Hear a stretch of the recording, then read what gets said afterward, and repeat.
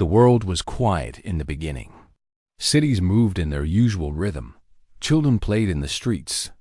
Farmers worked in their fields. And students filled their schools with laughter.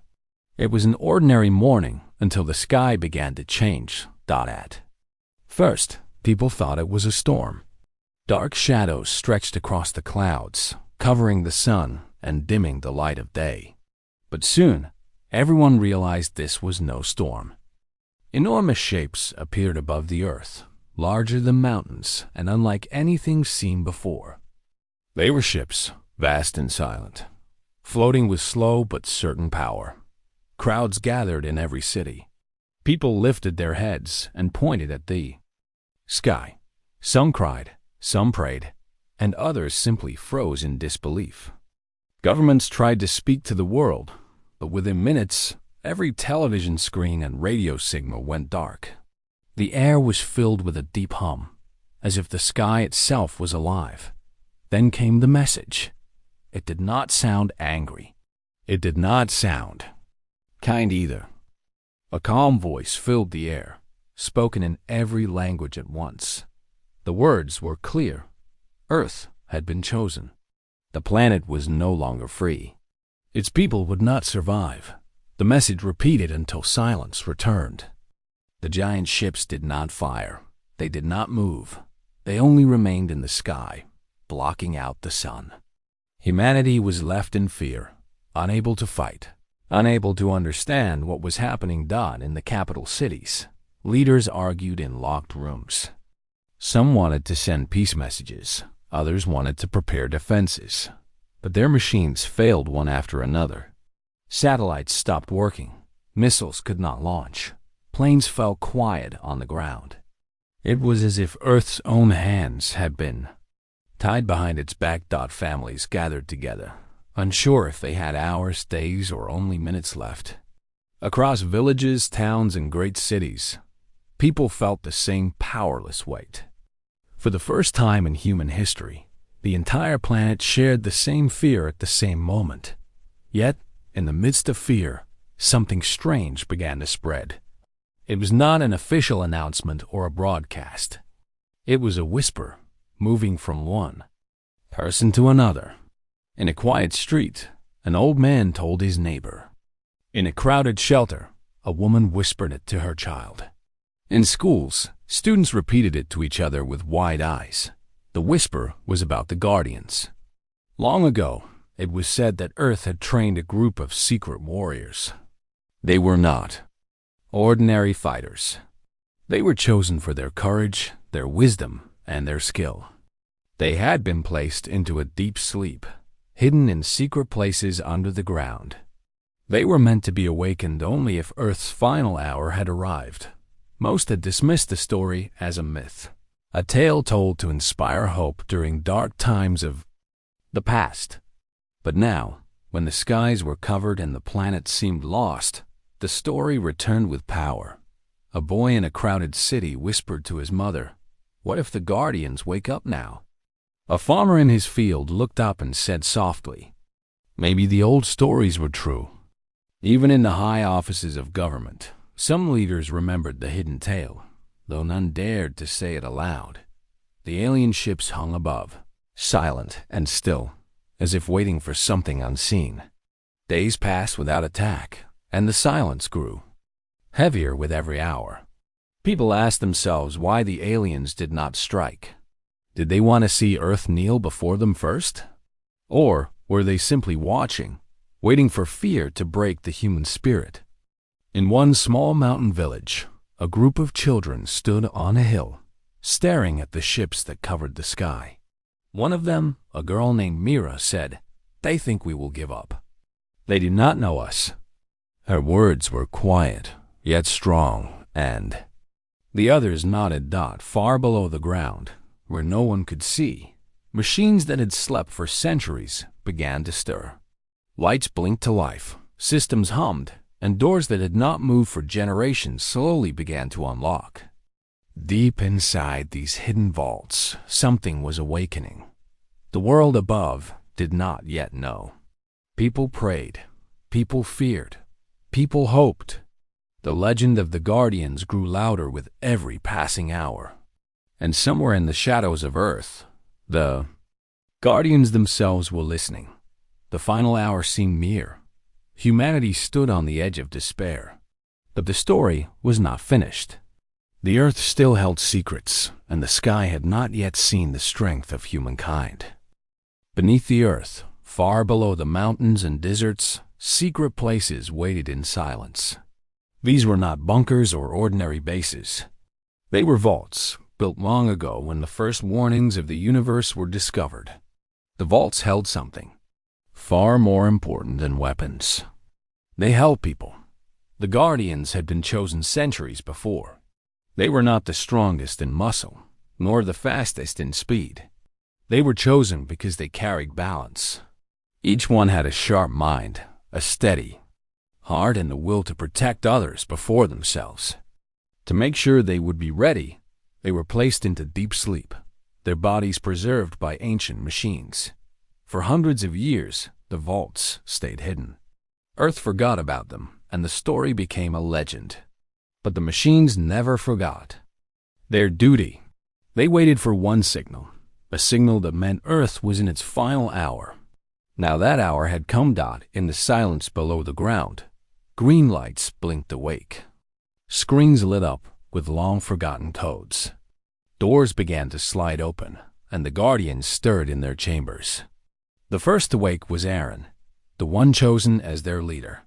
His eyes opened slowly, and he took a deep breath, as if the air itself welcomed him back. Aaron stepped forward, his mind filled with memory. He remembered the training, the promise, and the reason they had been placed in sleep. Around him, the others awoke one by one. Mira, small but quick, known for her silent steps and clever plans. Darren, whose calm voice could steady anyone's fear. Leon, who had studied the stars longer than any scholar of his time. Each Guardian had a gift, and together they formed something far greater. The vault's central machine spoke in a clear tone. Earth faces removal. The time has come. Aaron turned to the others. His voice was not loud, but every word carried strength. We were chosen for this moment. The sky above holds those who think we are weak, but Earth is not finished. We rise now. Above the ground, people everywhere were still in fear. Governments tried again and again to reach their systems, but nothing worked. Families sat in silence, waiting for the unknown. But suddenly, a signal appeared. On broken radios and dark screens, a small pulse of sound returned. Engineers in a hidden lab cried out in shock. A young student at her desk jumped when her computer blinked alive for the first time in days. The Guardians had begun their work. They did not fight with weapons yet. They fought with knowledge. The satellites that the aliens had silenced were slowly being restored. The Guardians knew where to reach them, how to restart them, and how to send signals across them without being seen. Within hours, small pieces of human communication returned. Radios buzzed. Screens flickered. Voices crossed the oceans once more. In one city, people cheered as they heard the first clear words in days. You are not alone. The aliens noticed the change, but they did not understand it. To them, human tools were simple, small, and powerless. They thought no one could touch their grand machines. They watched the flickering signals with mild interest, believing it to be a last effort of a fading species. Inside their vault, the Guardians smiled. They had counted on this arrogance. The aliens thought humans were too weak to resist. That mistake would cost them. Myra, who had always loved moving unseen, spoke with a calm grin. They look down on us. They do not know how humans fight. We fight with patience. We fight with hope. As the days passed, more signals returned. Across villages, towns, and cities, people felt a spark of life. They began to believe Earth was not completely lost. Farmers who had buried their tools returned to their fields. Children who had cried themselves to sleep began to laugh again. if only a little. In shelters, families shared stories to remind themselves that light still existed. Aaron sent a message through the newly restored channels. His voice reached every corner of Earth. This is Aaron. We are the Guardians. We are awake. Earth still has its strength. Do not give up. Stand with us. The world listened in silence, then in rising hope. For the first time since the ships had arrived, people felt something stronger than fear. They felt unity. In the alien fleet, a report was sent to their leaders. The humans are active. Their signals are returning.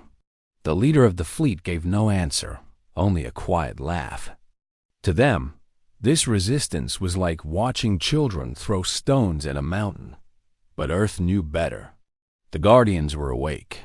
The hidden call had been answered. And though the final hour seemed near, it was clear now that the story of humanity was only beginning. The sky was still filled with the giant alien ships, but something had changed. The silence that had once felt like heavy chains was beginning to break. Across the world, people could hear the voice of Aaron and the Guardians. They were not alone anymore. In the underground vault, the Guardians studied the signals they had restored. They watched maps of the Earth appear on screens, glowing with points of light. Each point showed where communication had returned. At first there were only a few, then there were hundreds. Soon, thousands of lights began to appear, spreading across continents like fire in the night. Myra leaned close to the screen and whispered, "The people are waking up. They believe again." But Aaron was calm. He knew belief was only the first step. "Hope is a spark," he said. "We must guard it carefully until it becomes a flame." The Guardians turned their attention to the alien fleet. They could not face them in open battle. The ships were too large, too powerful, but the aliens depended on control. They spread fear by silencing the world. If that silence was broken, their power would weaken. So the Guardians planned their first move. Not an attack, but a strike at the heart of the silence. They would reclaim more satellites, enough to restore full communication between every nation on Earth. If people could see each other, hear each other, and stand together, then the alien shadow would lose its grip. The mission was not easy. The satellites were far above the Earth, locked under alien control. But Leon, who had studied the stars all his life, guided the Guardians through the old systems. "The aliens are clever," he said, "but they do not understand human patience. They look for strength in force, not in quiet work." Night after night, the Guardians sat before glowing screens, sending hidden signals into space. They spoke in codes older than the invasion itself. Slowly the satellites began to answer.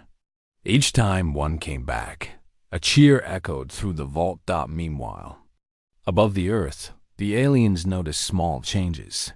A satellite would blink, then go dark again. Another would shift its path without warning. Reports were sent to the alien commanders, but they dismissed the signs.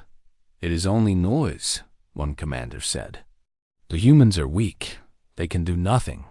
The Guardians smiled when they learned of this arrogance. Their enemy thought little of them. That mistake would grow larger with each passing hour. Then came the moment of triumph. On a cold morning, the Guardians succeeded in restoring a major satellite network.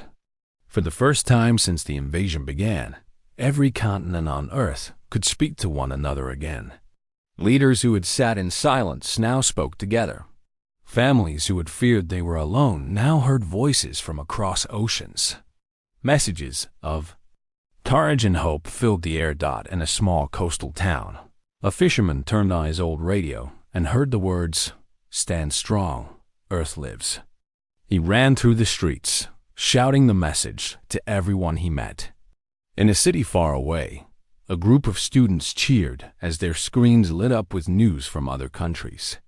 In villages, children laughed and clapped when they heard songs broadcast. Once more. The aliens grew uneasy. They had never seen this before. On other worlds, silence had broken the will of entire species. Yet here, on Earth, silence had been broken by the will of ordinary people. The Guardians did not rest. They moved quickly, sending messages of hope in every language. Aaron's voice became known everywhere. He spoke not of war, but of unity. We are many, but we are one Earth. No ship in the sky can change that truth. Remember who you are. Remember what it means to be human. The words carried power. Soldiers who had laid down their weapons picked them up again, not to fight recklessly, but to defend their families. Farmers who had hidden in fear returned to their fields, knowing food would be needed for all. Teachers gathered children, reminding them that learning was as important as survival. Humanity was rising. From their ships, the aliens watched. They could not understand how these humans still resisted. A captain of the fleet muttered, "They should have surrendered." Why did they stand? The answer was simple. The Guardians had given them back their voice. The first stand of humanity was not made with weapons. It was made with connection, with courage, and with unity. The world had been silent, but now it was speaking again, louder than ever before. And as the people of Earth lifted their eyes to the sky, they no longer saw only the shadow of alien ships. They also saw the promise of their own strength. The Guardians had begun their work, and humanity had taken its first step toward freedom. The alien ships still floated in the sky, their dark shapes covering the sun, but Earth was no longer silent. The voices of people crossed oceans and mountains once more.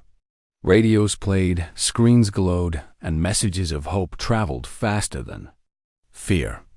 The Guardians had given back connection, and connection gave back strength in a vault beneath the mountain.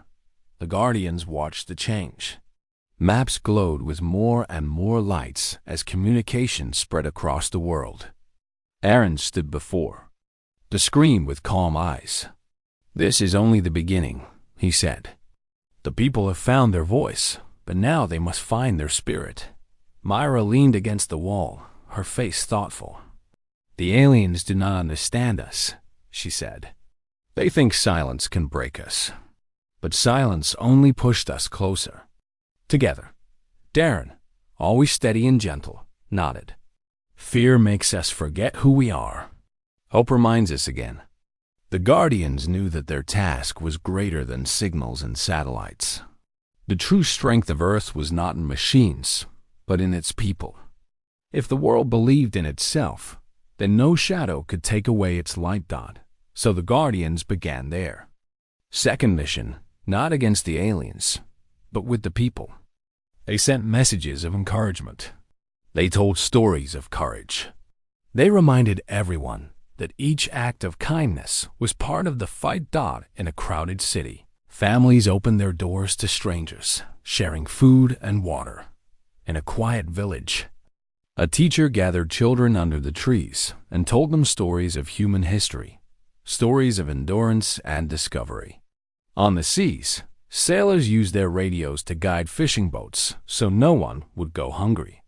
Across the land, engineers rebuilt small power grids, giving light to dark homes. Everywhere, small acts grew into something greater. People began to believe they were part of the resistance, even if they had never held a weapon. Humanity was learning that standing together was its greatest strength. One night, Aaron's voice reached every corner of the world. His words were simple but powerful. "We fight not as soldiers, but as humans. Each one of you is part of this. Every hand that helps, every word that lifts another, every act of care is a shield for Earth. Stand with us." The words spread through homes, schools, and shelters. Children repeated them, elders nodded in pride, and workers carried them in their hearts. The world that had been quiet with fear was now alive with courage. The aliens, however, began to notice the change. They had expected Earth to fall into despair. Instead, they saw people moving with new energy. Their ships floated above cities and fields, but the humans did not bow. They sang, they worked, and they looked at the sky, not with terror, but with steady eyes. Inside the fleet, commanders argued. "This world does not behave like the others," one said. "Their unity is growing stronger, not weaker." Another replied, "It does not matter. They have no weapons that can harm us." But even as they spoke, a sense of unease spread. Among them, back on Earth, Mira stood with Aaron on the mountain slope, looking at the horizon where the glow of cities returned. "Do you see it?" she asked softly. "They are not afraid anymore." Aaron nodded. "Hope has roots. Once it takes hold, it cannot be torn out easily."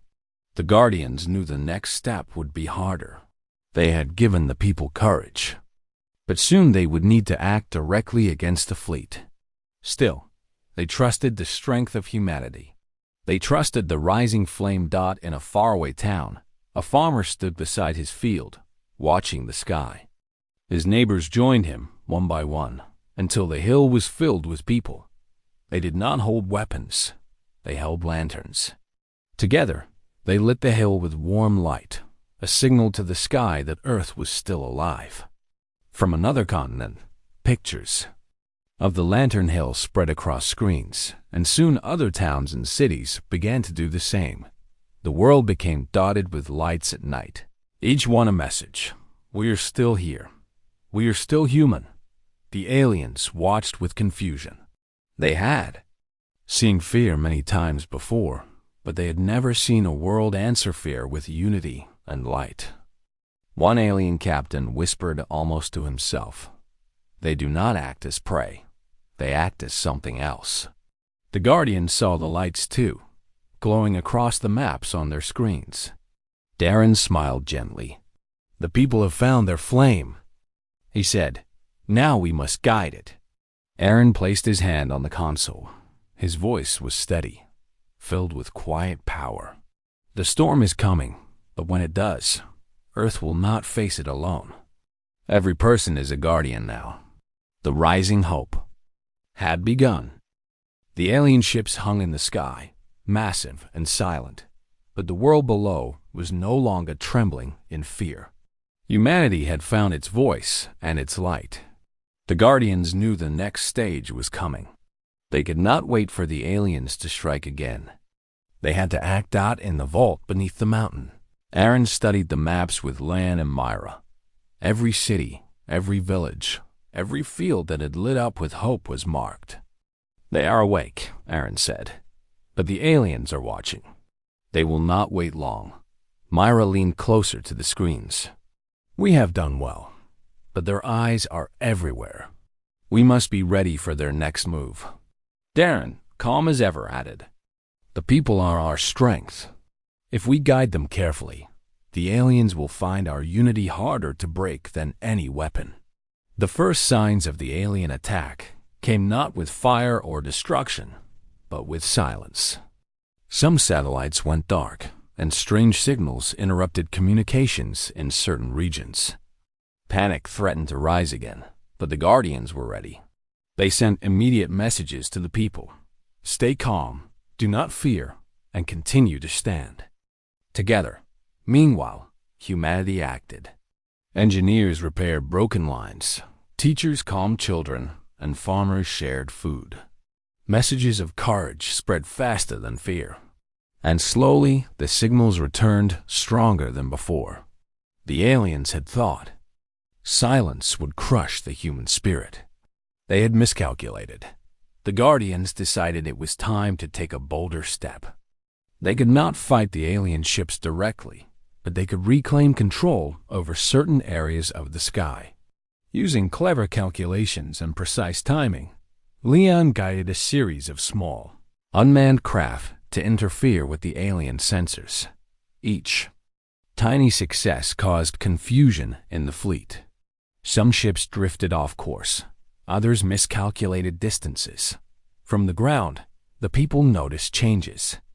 The alien ships moved strangely, no longer perfectly synchronized. It was the first sign that the enormous fleet was not invincible. Across continents, humanity watched with growing courage. Aaron addressed the world again through restored channels. The enemy is strong, but we are stronger together. Their ships cannot see our hearts. Their silence cannot touch our spirit. Stand firm. Work together. Trust each other. In response, cities lit up with new signals. Factories and labs worked to build devices that could amplify communications. Schools became centers of learning for everyone, where young and old studied maps, signals, and strategies.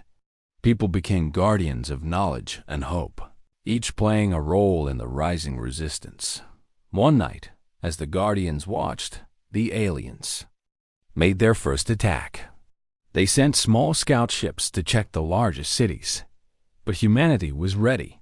The scouts were guided away by clever use of lights, reflections, and signals.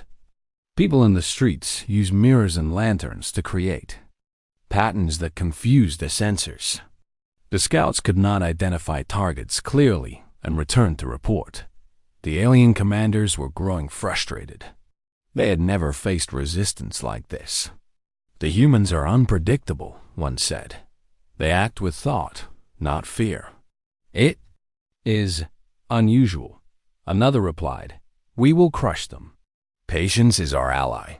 But even as they spoke, the seeds of doubt had begun to grow. Below the mountain, Mira smiled at the display screens. They are learning. We are teaching them without a single battle. Our people are strong because they believe. Aaron nodded. Belief is our weapon. The next step will test it. We must show them that unity is stronger than their might. Across the world, humanity prepared for the challenge. People trained, not for war, but for courage and coordination. Neighborhoods organized teams to help each other. Children learned signals and codes. Families shared responsibilities. Even small acts of cooperation became acts of defiance against the alien presence. Stopped by the end of the week. The alien scouts were confused and weak. They could no longer easily find targets. The first cracks appeared in the fleet's control over Earth. It was the turning point.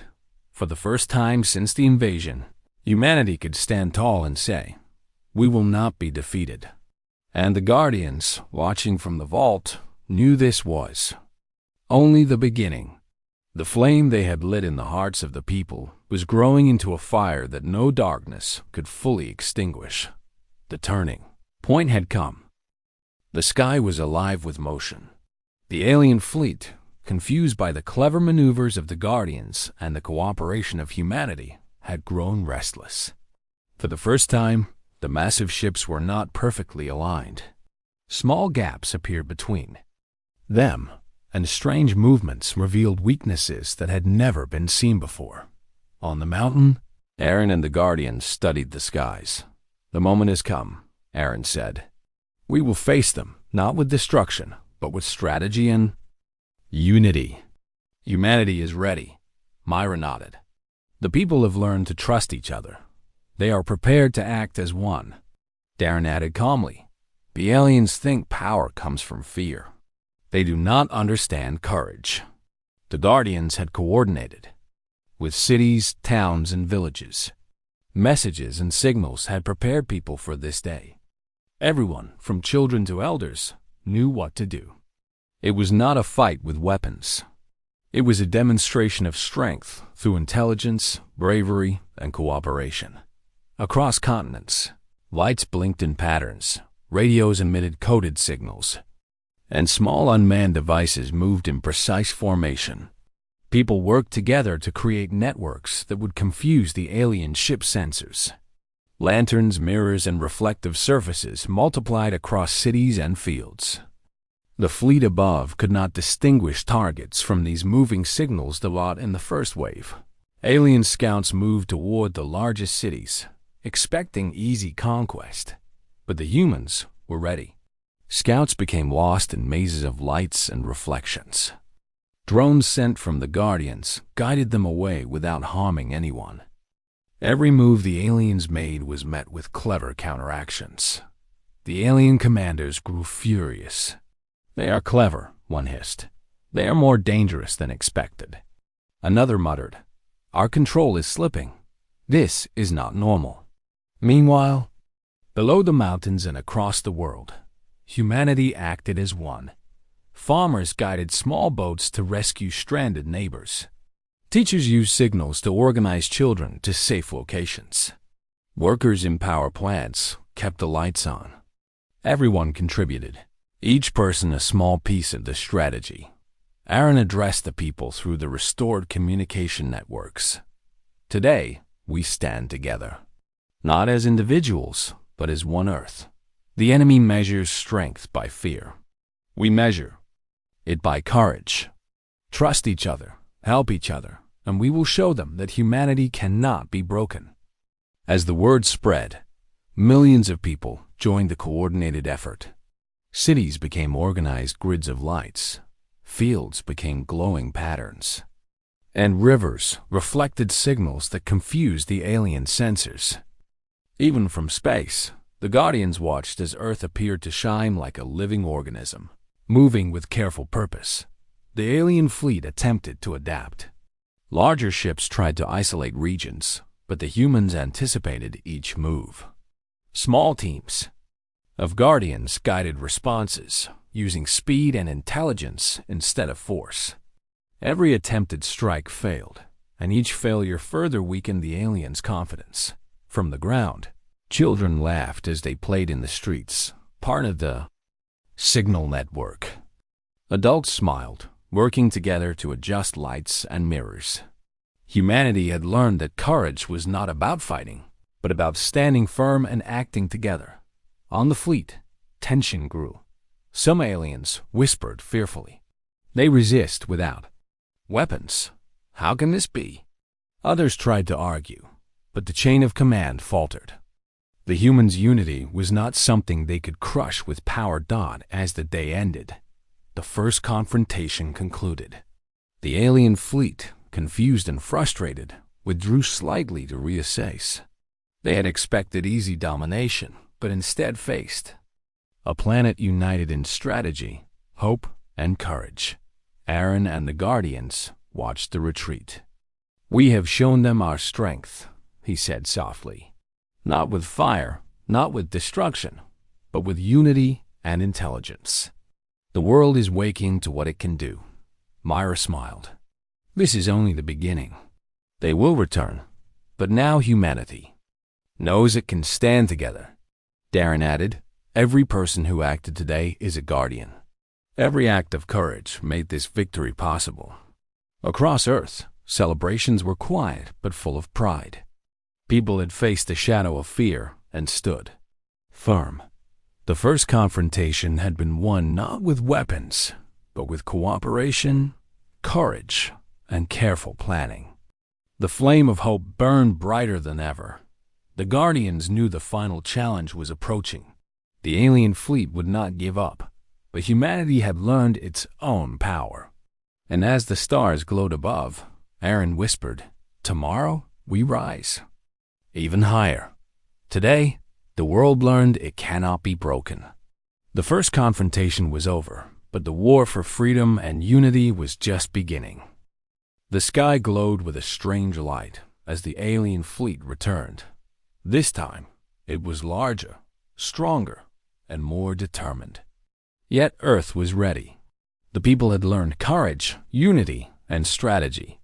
The Guardians, standing atop the mountain, knew this would be the ultimate test. Aaron looked at the horizon where the ships moved like shadows across the sun. "Today we show them what humanity truly is," he said. "We fight not with hatred, but with hope, intelligence, and courage." Mira nodded. "Every person who stood together before is ready. This is the final hour, but also the moment we shine." Darren added calmly, "We have seen the turning point. Now it is time for the final triumph." Across the world, cities, towns, and villages prepared. Lights blinked in coded patterns. Signals were sent through radios, satellites, and even lanterns. People knew their roles.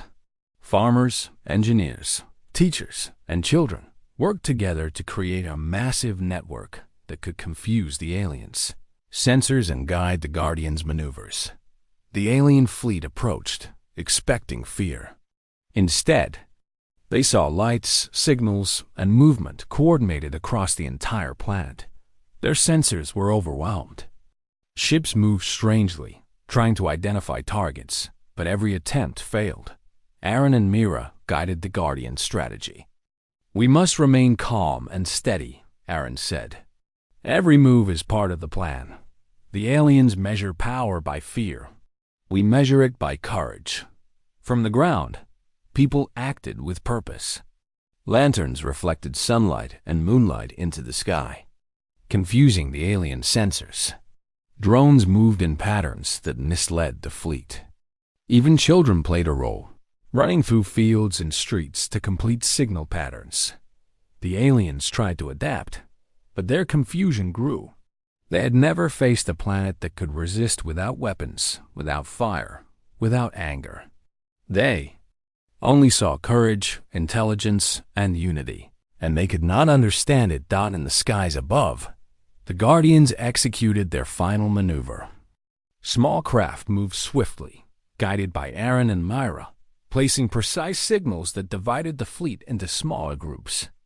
Each group drifted away, disoriented, unable to communicate. The humans' coordination was perfect. Aaron addressed the world. "Stand strong. Trust each other. We fight with our hearts and minds. Today we show the universe that humanity cannot be defeated." Across continents, the people repeated the words, not as soldiers, but as a united species. The signal grids reached cities, villages, rivers, and mountains. Every act of cooperation became a shield. Every act of courage, a sword. The alien fleet struggled. Ships drifted, sensors failed, and commanders argued. "We are losing control," one said. "The humans resist in ways we cannot measure." Another whispered, "Their unity is stronger than our power." On the ground, Myra watched the skies. "Look at them," she said. "They cannot break us because they cannot understand us. Our strength is in our hearts." Darren added softly, "And in our minds. Intelligence and courage together are unstoppable." As night fell, the final maneuver was complete. The alien fleet, unable to adapt, slowly withdrew. Ships drifted back toward space, leaving Earth beneath its own bright skies. Humanity had won, not through destruction, but through unity, intelligence, and hope. Across the world, people celebrated quietly, with pride and relief. Children danced, families embraced, and communities shared stories of courage and teamwork. Lanterns lit up hills, rivers, and fields. The world had learned the power of standing together. The Guardians stood on the mountain, watching the stars where the alien ships disappeared. Aaron smiled. "This is what I hoped for. Humanity has found its own strength. No shadow, no fear. No enemy can take that away." Mira placed a hand on Aaron's shoulder.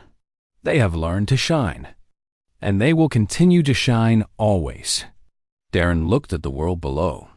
Every person who acted, every hand that helped, every voice that lifted another as a guardian. Today, Earth won because its people believed in themselves. The final hour had passed.